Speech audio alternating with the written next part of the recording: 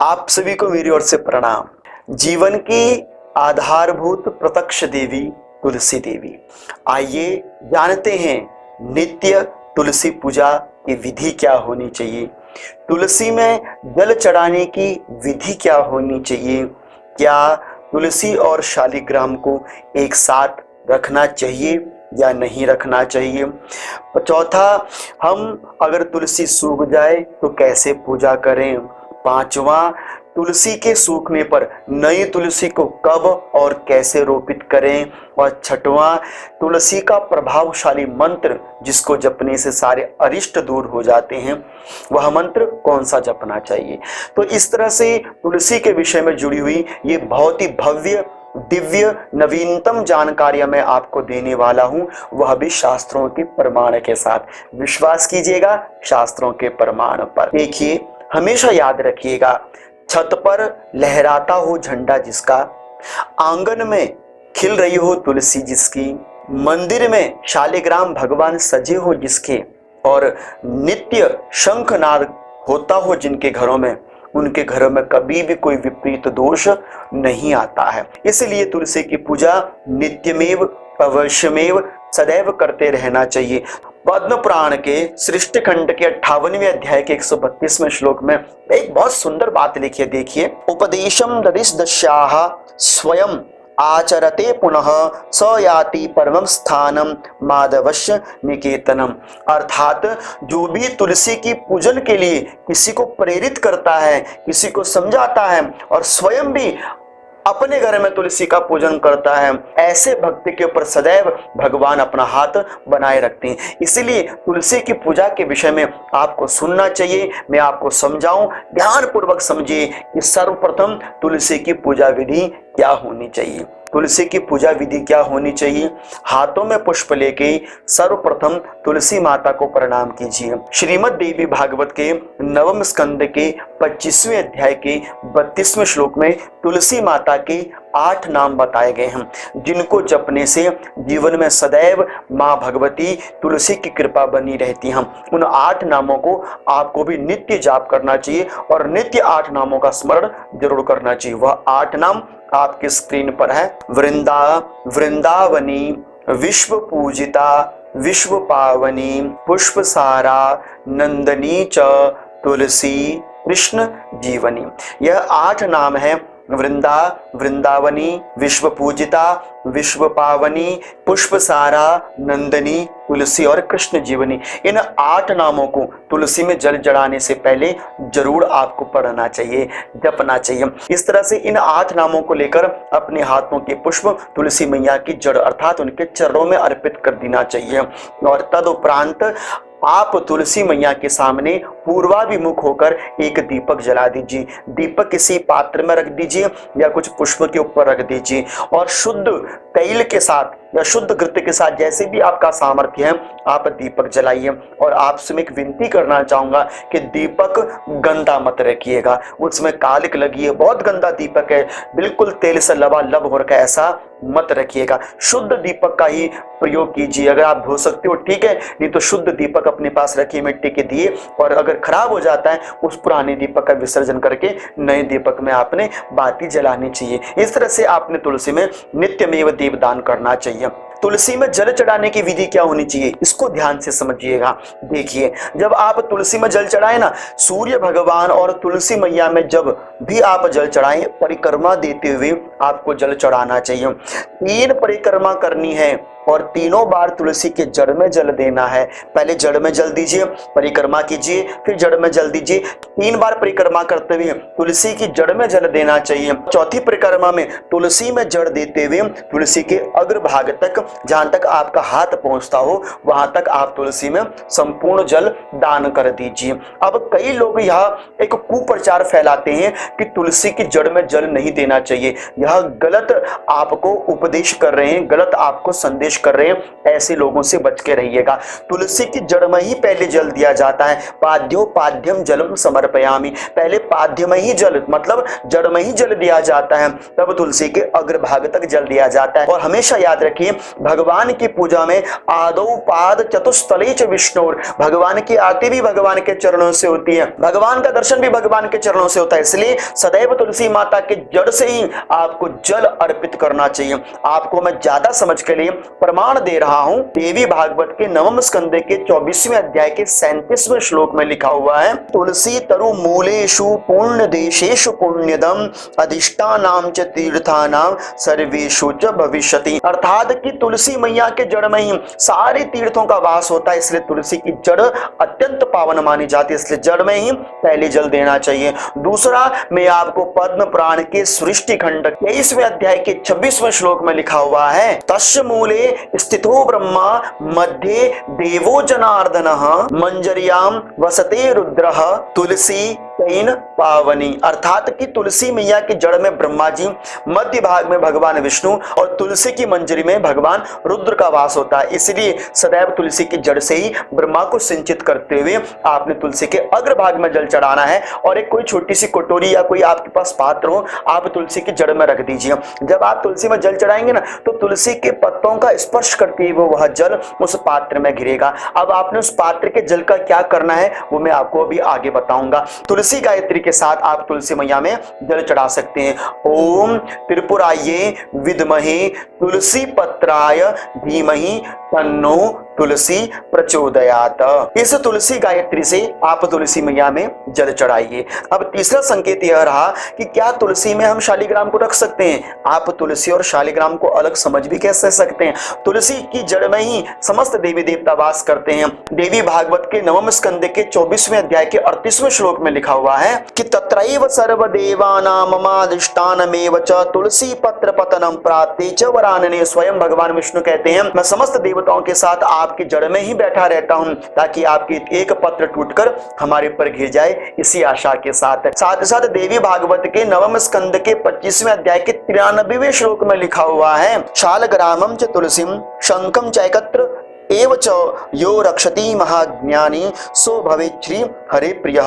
अर्थात कि शालिग्राम, तुलसी और शंख जो इनको एक साथ रखता है वो त्रिवेणी वास वहां पर हो जाता है। इसलिए तुलसी और शालिग्राम का संबंध अपने आप में अटूट है।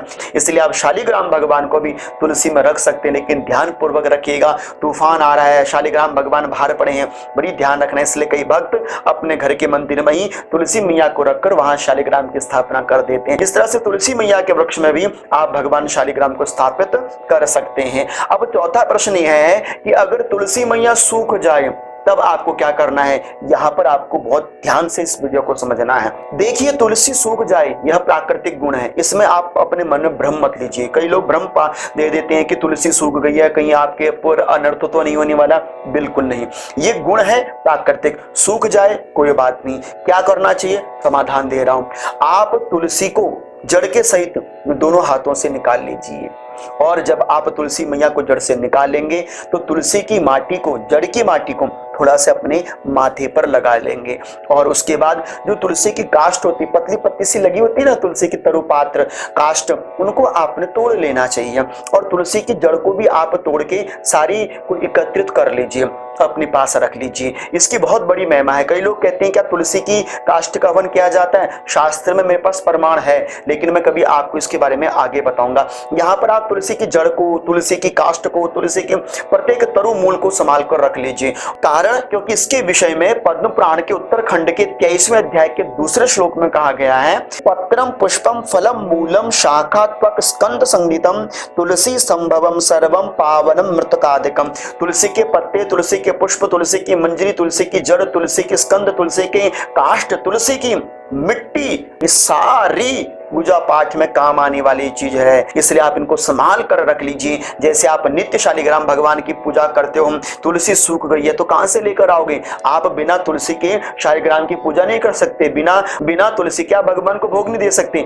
इसलिए अगर तुलसी सूख जाती उस समय तुलसी की जड़, तुलसी की काष्ठ, ये सब भगवान की पूजा पाठ में काम आती है। आपको मैं प्रमाण दे रहा हूँ, गरुड़ पुराण के अंतर्गत लिखा गया है कि तुलसी मंजरी ग्राह्य तद भावे तो पल्लव तद भावे तो पत्रम छा तद भावे तो काष्टकम तद भावे तो मूलम सात तद भावे तो मृतका मृतकाया भावे तो तुलसी शब्द उच्चते। अर्थात कि अगर आप भगवान की पूजा करते हो, मंजरी नहीं है तो पत्ते चढ़ाइए, पत्र नहीं है तो आप क्या चढ़ाइए, बोले काष्ठ चढ़ाइए, काष्ठ नहीं है तो आप क्या चढ़ाइए, बोले आप वहां पर तुलसी की जड़ चढ़ा दिए, तुलसी की जड़ नहीं है तो क्या चढ़ाइए, बोले तुलसी की थोड़ी सी मिट्टी चढ़ा दीजिए, तुलसी की मिट्टी भी नहीं है तो बोले आप तुलसी शब्द को उच्चारित कर लीजिए, तुलसी देव्यै नमो नमः, इतना भी कह देंगे भगवान की पूजा पूर्ण हो जाती। लेकिन बिना तुलसी के शालिग्राम की पूजा हो ही नहीं सकती, इसलिए आपको उन सब तुलसी को संभाल कर रख लेना चाहिए। अब जब तक आपके पास नई तुलसी का प्रबंध नहीं होता तब तक आपने क्या करना है, जैसे आप जवारे बोते हैं ना नवरात्रों में, ऐसी खेतरी जवारे आप जौ भिगाकर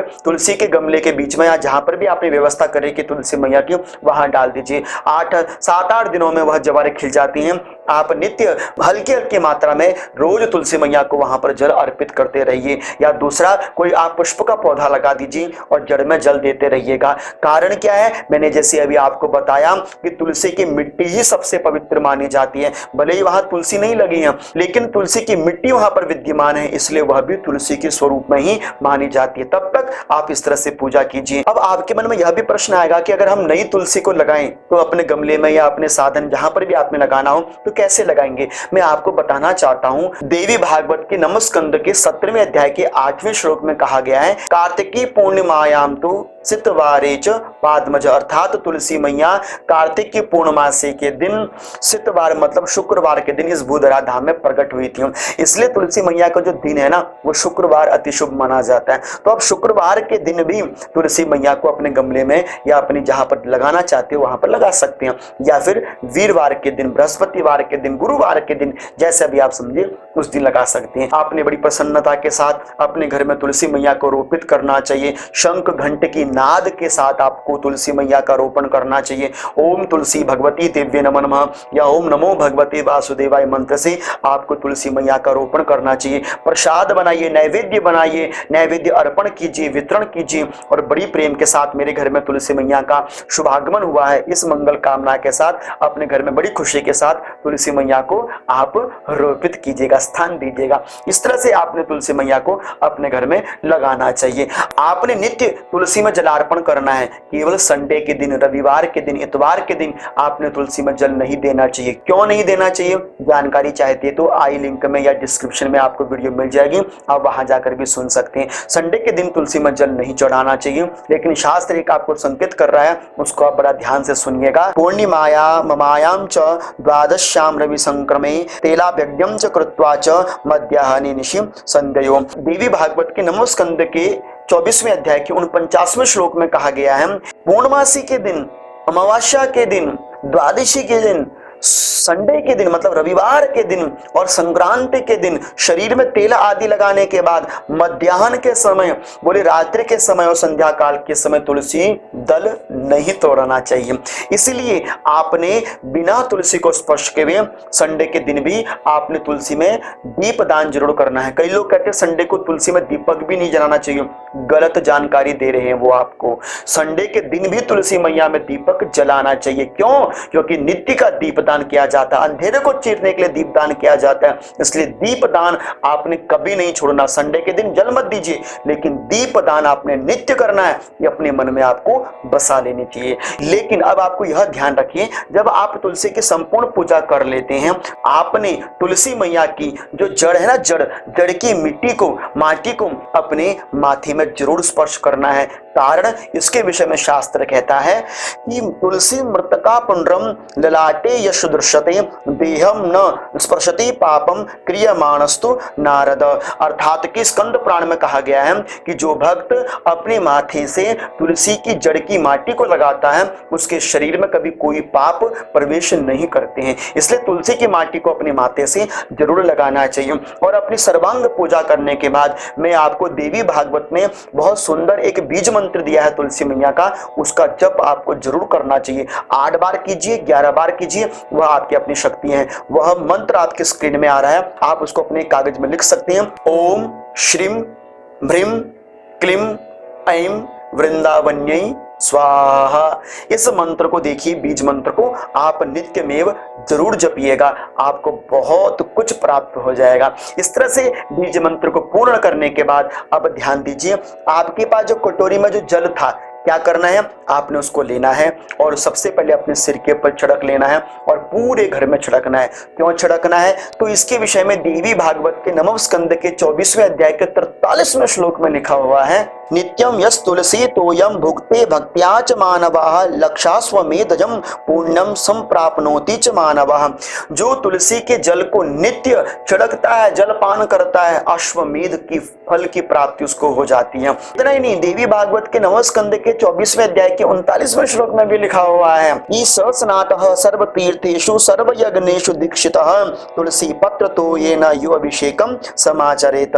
जो तुलसी के पत्रों से निकलते हुए जल को यदि अपने सिर पर छींटा दे देता है, उसको बोले नित्य तीर्थ स्नान का फल प्राप्त होता है। आपने जो कटोरी में जल लिया है अपने ऊपर छिड़क दीजिए, पूरे घर में, सर्वांग घर में छिड़क दीजिए। उसी जल से आप भगवान शालिग्राम का स्नान कराइए और उसी जल को आप पान कीजिए। बड़ी प्रेम पूर्वक आपने तुलसी मैया का सर्वांग पूजन करना चाहिए। यही है शास्त्र की सर्वोत्तम विधि और उत्तम विधि। और मैं आशा करूंगा कि आपके मन के अंदर जो भी भ्रम है उन सारे भ्रमों का निवारण हो गया होगा। आपके मन में अभी भी कोई प्रश्न है तो आप मेरे को कमेंट बॉक्स पर पूछ सकते हैं। आप मुझे इंस्टाग्राम पर फॉलो कर सकते हैं, आपके प्रश्नों का उत्तर जरूर दूंगा।